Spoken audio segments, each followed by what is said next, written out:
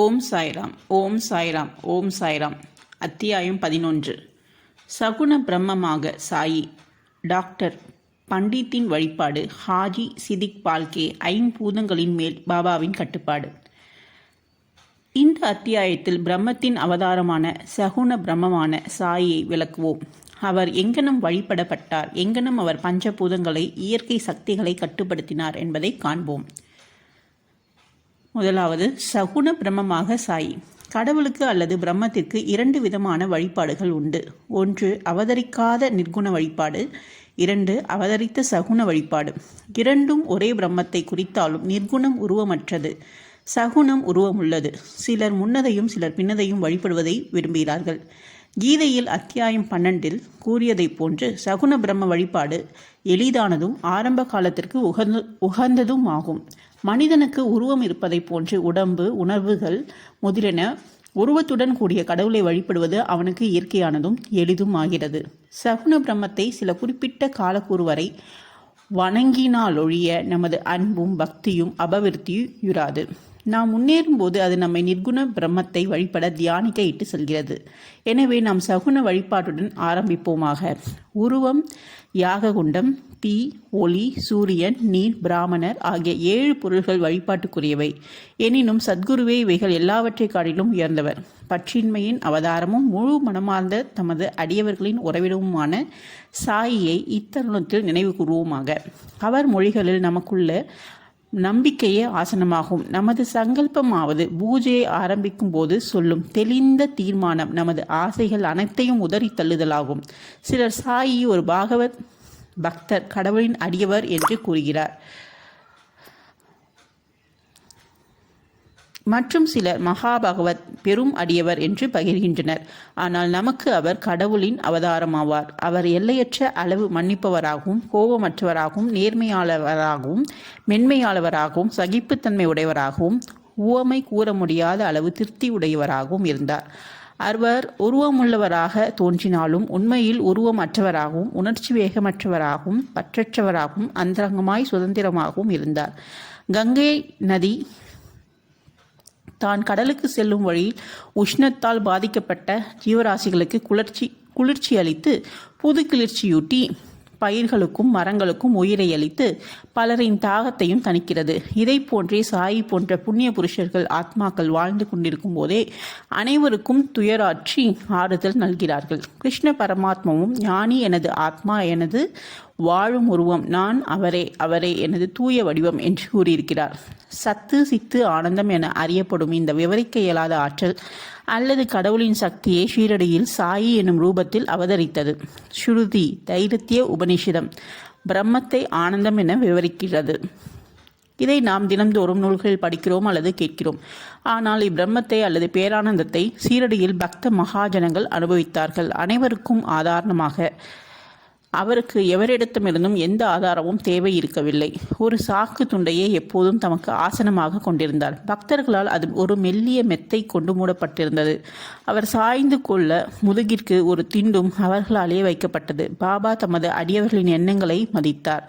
அவர்கள் விரும்பியபடியே நம்மை வழிபட அவர்களை அனுமதித்தார். அவர் முன்னிலையில் சிலர் சாமரம் அல்லது விசிறி வீசினர், சிலர் இசைக்கருவிகள் வாசித்தனர், சிலர் அவரின் கைகளையும் கால்களையும் கழுவினர், இன்னும் சிலர் வெற்றிலைப்பாக்கு மற்றும் பல பொருள்களையும் நைவேத்தியமாக சமர்ப்பித்தனர். ஷீரடியில் அவர் வாழ்ந்தது போல தோன்றினாலும் அவர் எங்கும் வியாபித்திருந்தார். அவரின் எங்கு நிறை தன்மையை அவருடைய பக்தர்கள் தினந்தோறும் உணர்ந்தார்கள். இவ்வாறாக எங்கனமும் வியாபத்திருக்கிற சர்வாந்தியாமி சத்குருவுக்கு நமது பணிவான சாஷ்டாங்க நமஸ்காரங்கள்.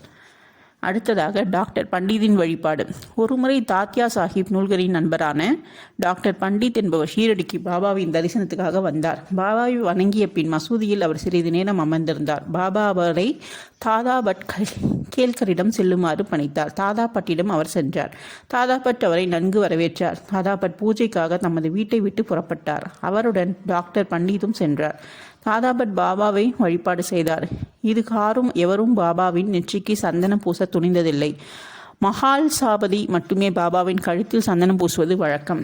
ஆனால் எளிய மனதுடைய இவ்வடிவரான டாக்டர் பண்டித் பூஜை பொருட்கள் வைத்திருந்த தாதாபட்டின் பாத்திரத்தை எடுத்து போய் அதிலிருந்து பிசையப்பட்ட சந்தனத்தை எடுத்து திரிபுன்றா எனப்பட்ட 3 கோடுகளை பாபாவின் நெற்றியிலிட்டார். பாபா எல்லோருக்கும் வியப்பி அளிக்கும் வகையில் ஒரு வார்த்தை கூட கூறாமல் அமைதியாயிருந்தார். அன்று மாலை தாதாபட் பாபாவிடம் நெற்றியில் சந்தனம் பூசுவதை நீங்கள் தடுத்து கொண்டிருந்தாலும் இப்பொழுது டாக்டர் பண்டித் அங்கனம் செய்ததை தாங்கள் எப்படி அனுமதித்தீர்கள் என்று கேட்டார். அதற்கு பாபா, டாக்டர் பண்டித் தம்மை அவரது குருவான காகா புராணி என்று அழைக்கப்பட்ட தோ பேச்வரை சேர்ந்த ரகுநாத் மகாராஜ் என்று நம்பியிருந்ததாகவும் அவர் குருவுக்கு அவர் செய்து கொண்டிருப்பதைப் போன்றே அவர் தமது நெற்றியிலும் சந்தனம் பூசியதாகவும் தெரிவித்தார். எனவே பாபாவால் தடுக்க இயலவில்லை. டாக்டர் பண்டித்திடம் விசாரித்ததில் பாபாவை தனது குரு காகனா புராணி என்று கருதியதாகவும் அதே மாதிரியாக அவரை உணர்ந்ததாகவும் கூறினார். எனவே அவர் தனது குருவுக்கு செய்வதைப் போன்றே திருப்புண்டரத்தை பாபாவின் நெற்றியில் இட்டார்.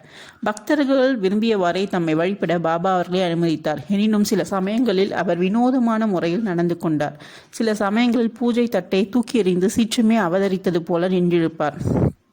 அப்போது எவரை அணுக முடியும்? சில சமயங்களில் அவர் பக்தர்களை கடிந்தார். சில சமயங்களில் மெழுகை காட்டிலும் மென்மையாயிருந்தார்.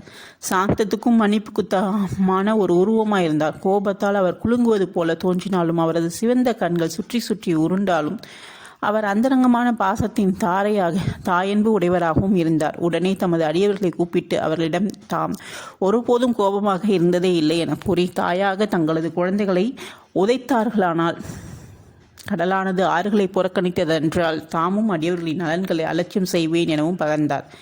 தமது பக்தர்களின் அடிமையான அவர் எப்போதும் அவர்களுக்கு ஆதரவாய் இருப்பதையும் அவர்கள் தம்மை அழைக்கும் போதெல்லாம் மறுமொழி கூறி அவர்களின் அன்பை பெறுவதற்குமே எப்போதும் அவர் பெரிதும் விரும்பினார். ஹாஜி சிதிக் பால்கே. அடுத்தது, பாபா எப்போதும் ஒரு அடிவரை ஏற்றுக்கொள்வார் என்பதை அறிய முடியாது. அது அவரது இனிய சங்கல்பத்தையே பொறுத்தது. இக்கூற்றுக்கு சிதிக் பால்கே நிகழ்ச்சி ஒரு எடுத்துக்காட்டாக கல்யாணை சேர்ந்த சிதிக் பால்கே என்ற ஒரு முகமதியை பெருந்தகை மெக்கா மெதினாவுக்கு புனித யாத்திரை செய்துவிட்டு ஷிரடிக்கு வந்தார். வடக்கு நோக்கிய சாவடியில் அவர் வாழ்ந்தார். மசூதியின் திறந்த வெளியில் அவர் அமர்ந்தார். 9 மாதங்கள் பாபா அவரை பொருட்படுத்தவில்லை. அவரை மசூதிக்குள் நுழையவும் அனுமதிக்கவில்லை. பால்கே மிகவும் தேற்றவியலாத நிலையை எய்தி என்ன செய்வதென்று புரியாமல் இருந்தார். யாரோ ஒருவர் அவரை ஏமாற்றமடைய வேண்டாம் என்றும் பாபாவின் மிக நெருங்கிய அருகில் உள்ள அடிவரான சாமா மூலம் பாபாவை அணுக முயற்சிக்கும்படியும் ஆலோசனை கூறினார். சிவபெருமான் அவரது சேவகரும் பக்தருமான நந்தியின் மூலம் அணுகப்படுதலை போல சாமாவின் மூலம் பாபா அணுகப்படுதல் வேண்டும் என்று கூறினார். பால்கே இந்த யோசனையை விரும்பி சாமாவை தனக்காக மன்றாடி கெஞ்சி கேட்குமாறு வேண்டினார். சாமாவும் சம்மதித்து பொருத்தமான ஒரு சந்தர்ப்பத்தில் பாபாவிடம், பாபா, பாலர் மசூதிக்குள் தாராளமாய் வந்து தங்கள் தரிசனை பெற்று போகும்படி தாங்கள் ஏன் இந்த முதிர்ந்த ஹாஜியை மசூதிக்குள் நுழைய அனுமதிக்கக்கூடாது? அவரை ஒரு முறை ஆசீர்வதிக்கக்கூடாதா என்று அவரை பற்றி பேசினார். அதற்கு பாபா, சாமானிய விஷயங்களை எல்லாம் புரிந்து கொள்ள இயலாத அளவு முதிர்ச்சியற்றவனாய் இருக்கிறார். பக்கீர் அனுமதிக்கவில்லை என்றால் நான் என்ன செய்ய முடியும்? அதாவது அல்லாஹ் அவரது அருளின்றி யாரே மசூதியில் ஏறவல்லார்? நன்று, அவரிடம் சென்று நாளை பார்வி கிணற்று அருகில் உள்ள குறுகிய ஒற்றையடி பாதைக்கு வருவாரா என கேட்டுவா என்றார் சாமா. சாமா சென்று உடன்பட்டு விடையுடன் திரும்பி வந்தார். மீண்டும் அவரிடம், பாபா, எனக்கு 40,000 ரூபாய்களை 4 தவணைகளை கொடுக்க சம்மதிப்பாரா என கேள் என்றார்.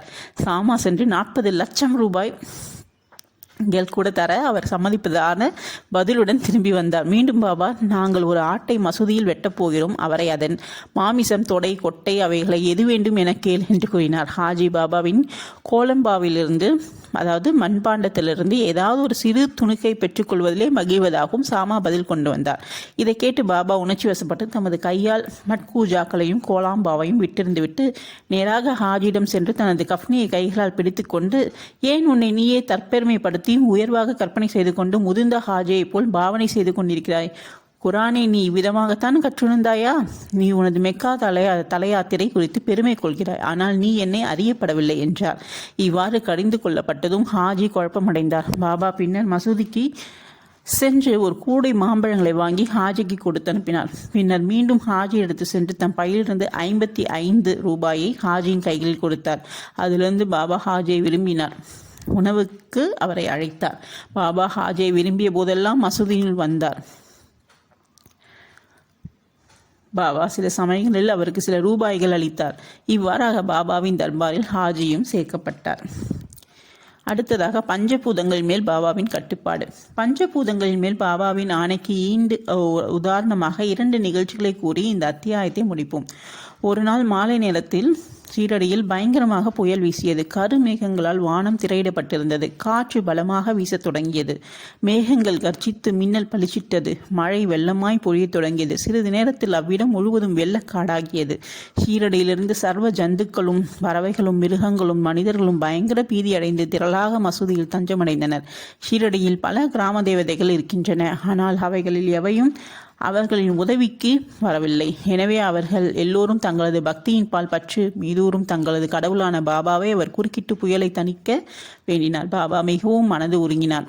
பாபா மசூதியிலிருந்து வெளிப்பொழுந்து அதன் விளிம்பில் நின்று பெருத்த இடிமுழக்கம் போன்ற குரலில் புயலை நோக்கி, நிறுத்து, உன் சீற்றத்தை நிறுத்தி அடங்கியிரு என கூறினார். சில நிமிடங்களில் மழை குறைந்து காற்று வீசுவது போல நின்று புயலும் அடங்கியது. பின்னர் சந்திரன் வானத்தில் உதயமாகி மக்கள் நன்றாக மகிழ் வெய்தி வீட்டிற்கு திரும்பினார். அடுத்ததாக மற்றொரு சந்தர்ப்பத்தில் மத்தியான நேரத்தில் மசூதியில் துணியில் உள்ள நெருப்பு பிரகாசமாக எரியத் தொடங்கியது. அதனுள்ளுடைய ஜுவாலை மசூதியில் விட்டத்தை அடைந்தது.